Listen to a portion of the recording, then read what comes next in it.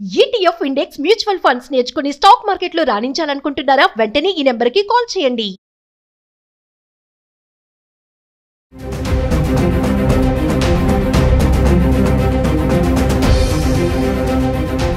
నమస్తే, welcome back to Suman TV. ప్రస్తుతం మనతో పాటు ఉన్నారు consumers affairs committee chairman Mandari Krishnareddy గారు. రీసెంట్ వార్త ఏంటంటే సిరియా రాజధాని డమాస్కస్ లో మార్ ఎలియాస్ చర్చ్ లో ఆత్మాహుతి దాడి జరిగింది. ఎంతో మంది ప్రాణాలు, అందులో చిన్నారులు కూడా చాలా మంది ఉన్నారు.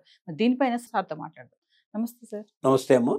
సార్, మరి సిరియా రాజధాని డమాస్కస్ లో ఆత్మాహుతి దాడి, ఒకసారి దాని గురించి మాట్లాడు. సిరియా దేశం ఇటు ఇజ్రాయెల్ పక్కనే ఉంటుంది. అటు ఇరాన్కి, లెబనాన్కి, ఇంకా కొన్ని దేశాలకి ఇది బార్డర్లో ఉన్న దేశం.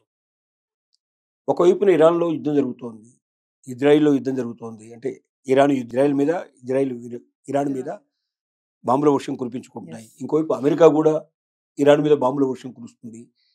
ఇలాంటి సందర్భంలో ఒక ఆత్మాహుతి దాడి మరి సిరియా రాజధాని అయినటువంటి డమాస్కస్లో మార్స్ ఎలియాస్ అనేటువంటి ఒక చర్చిలో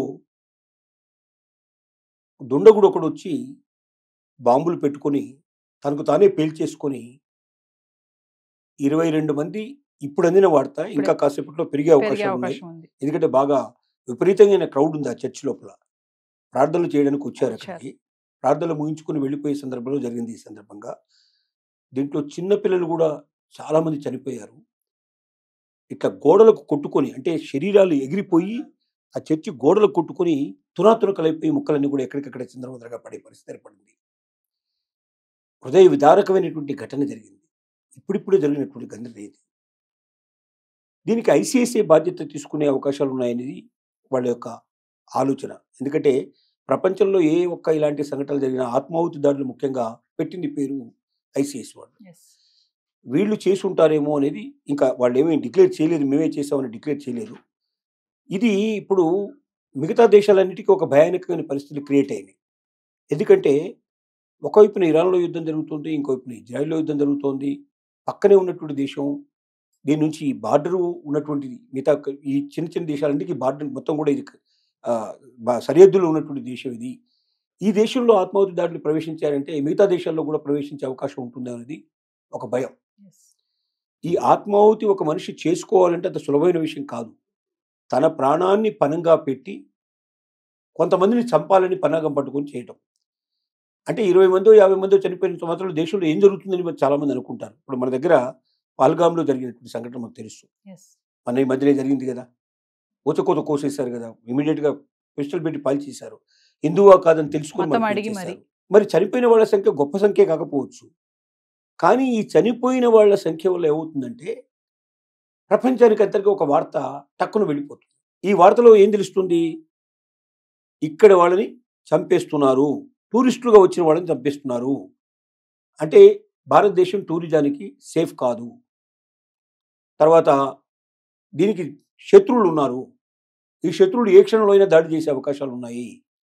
అంటే భారతదేశం సేఫ్ కాదు, భారతదేశంతో సంబంధాలు సేఫ్ కాదు, భారతదేశంతో మనం ఏ రకమైనటువంటి వ్యాపారాలు చేయడం కూడా సేఫ్ కాదు, భారతదేశంలో పెట్టుబడులు పెట్టడం సేఫ్ కాదు. ఈ రకంగా దేశ ప్రతిష్టను దిగజార్చి ఆర్థికంగా అన్ని రకాలుగా మొత్తం దేశాన్ని కకావికలం చేసి దేశ ప్రతిష్టను దిగజార్చి దేశం చివరికి చిన్నాభిన్నం అయిపోయేటట్టుగా పరిస్థితులు చాలా గందరగోళానికి దారితీగా చేయడానికి ఒక ఆత్మాహుతి దాడి పనికొస్తుందని చాలా దేశాల లోపల మనకి ఇంతకుముందు గతంలో నిరూపణ అయింది.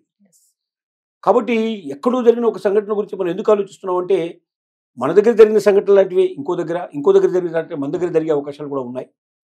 ఇవాళ సిరియాలో జరిగిన దాని గురించి ఇంకా కొంచెం పోతే ఇంకా ఎక్కువ మంది చనిపోయినట్టు వార్త మనం వినాల్సి వస్తున్న పరిస్థితి. ఎందుకంటే ఇప్పటిదాకా ఈ వార్త తెలిసిన మధ్యలో సిరియా నుంచి ఇన్ఫర్మేషన్ వచ్చింది 22 మంది కరెక్ట్గా పోయి అక్కడ లెక్కబెట్టి చనిపోయిన వాళ్ళు ఎంతమంది, గాయపడ్డ వాళ్ళు ఎంతమంది, 63 మంది పైన గాయపడ్డారు, 22 మంది పైన చనిపోయారని చెప్తున్నారు. కానీ క్రౌడ్ కొన్ని వందల వేల మంది క్రౌడ్ ఉందటి ఆ చర్చి లోపల. కాబట్టి ఇంకా మరణాల సంఖ్య బాగా పెరిగే అవకాశాలు ఉన్నాయి. కాళ్ళు చేతులు పోగొట్టుకున్న వాళ్ళ సంఖ్య ఇంకా చాలా ఎక్కువగా ఉండేటుంది. చిన్నపిల్లలు చనిపోయిన వాళ్ళ సంఖ్య చాలా ఎక్కువ కనబడుతోంది. హృదయ విదారకమైనటువంటి ఘటన అందరినీ కలిచివేస్తోంది. ఇది ఎక్కడికి దారితీస్తుంది, ఎటు వెళుతుంది, సమాజం ఏం కాబోతుంది అనేది. మనుషులు మానవ బాంబులుగా మారినప్పుడు భయంకరమైన సంఘటనలు జరుగుతాయి. అంటే మనుషుల్లో అంత పరిస్థితి ఏర్పడడానికి కారణం ఏమిటని ఆలోచిస్తే ఇక్కడ సిరియాలో గత ప్రభుత్వం 4 మాసాల క్రితమే ఒక ప్రభుత్వం మారిపోయింది, కొత్త ప్రభుత్వం వచ్చింది.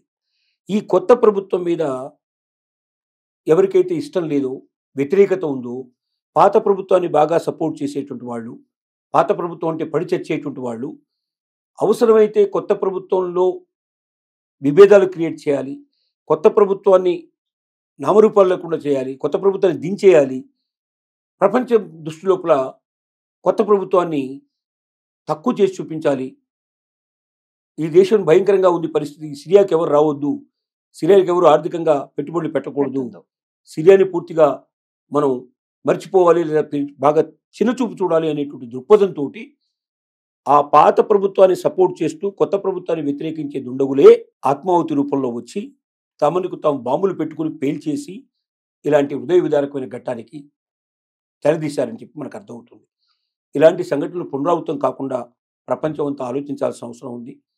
ఇవి చాలా ఘోరమైనవి, ఎందుకంటే ప్రార్థనా స్థలాలను ఎంచుకుంటున్నారు. ప్రార్థనా స్థలానికి సహజంగా అందరూ వెళ్తారు, వెళ్ళినప్పుడు ఈ రకమైన పరిస్థితులు జరుగుతాయంటే ప్రార్థనా స్థలానికి వెళ్ళడానికి కూడా భయపడే పరిస్థితులు పడతాయి, క్రౌడ్గా బయటకు వెళ్ళడానికి కూడా భయపడతారు పరిస్థితి. అట్లాంటప్పుడు జీవన విధానాలు మారిపోతాయి, పరిస్థితులు చాలా కకావికలమయ్యేటువంటి పరిస్థితి ఏర్పడుతుంది. కాబట్టి ప్రపంచం లోపల ఆ స్థితి రాకుండా చూసుకోవాల్సిన బాధ్యత ప్రతి ఒక్కరి మీద ఉంది. Thank you sir.